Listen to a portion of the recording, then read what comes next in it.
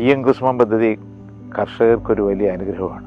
1000 രൂപ ഒരു monthly charge കൊടുക്കുന്ന ഒരു കർഷകന് സോളാർ വെച്ചാൽ അതിലൊരു 8 മാസം കഴിഞ്ഞാൽ ഒരു 13,000 രൂപ ഇങ്ങോട്ട് കിട്ടുന്ന സ്ഥിതിയിലാണ് അത് പ്ലാൻ ചെയ്തിരിക്കുന്നത്. ആധുനിക കൃഷിരീതികളുടെ പ്രയോഗത്തിൽ മികച്ച വിജയം വരിച്ച കർഷകൻ കൂടിയാണ് കേരളത്തിന്റെ ബഹുമാനപ്പെട്ട വൈദ്യുതി വകുപ്പ് മന്ത്രി ശ്രീ കെ കൃഷ്ണൻകുട്ടി. കാർഷിക പമ്പുകളുടെ സൌരോർജ്ജവൽക്കരണത്തിനായി വിഭാവനം ചെയ്തിട്ടുള്ള PM കുസും പദ്ധതിയിലൂടെ വലിയ ലാഭമാണ് ലഭിച്ചതെന്ന് അദ്ദേഹം സാക്ഷ്യപ്പെടുത്തുന്നു. 60% സബ്സിഡിന്റെ 40% കൃഷിക്കാരനെടുക്കണം.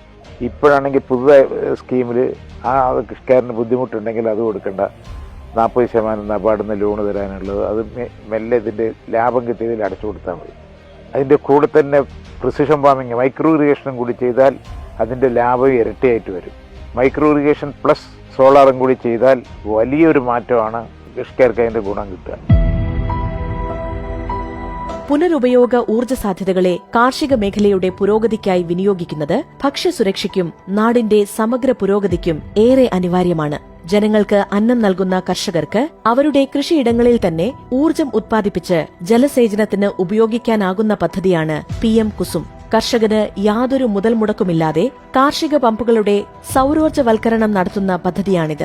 അനേർട്ട് വഴിയാണ് ഈ പദ്ധതി സംസ്ഥാനത്ത് നടപ്പാക്കുന്നത്. 7.5 HP മോട്ടോർ ഓടുന്നുണ്ട് സുഖമായിട്ട്.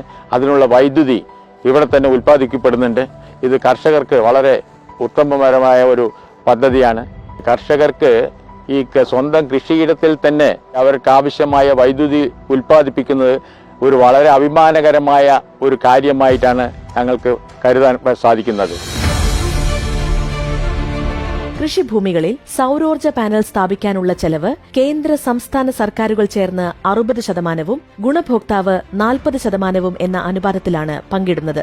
ഗുണഭോക്താക്കളുടെയും സംസ്ഥാന സർക്കാരിന്റെയും വിഹിതം നബാർഡ് വായ്പയായി കണ്ടെത്തുന്നു. PM കുസും പദ്ധതിയിൽ കർഷകന് യാതൊരു മുതൽ മുടക്കുമില്ലെന്ന് മാത്രമല്ല, ലോൺ അടവ് കാലാവധി കഴിയുന്ന മുറയ്ക്ക് കൃഷി ആവശ്യത്തിന് ഉപയോഗിച്ച് അധികമുള്ള വൈദ്യുതി KSEB ഗ്രിഡിലൂടെ വിൽക്കാനും അവസരമുണ്ട്.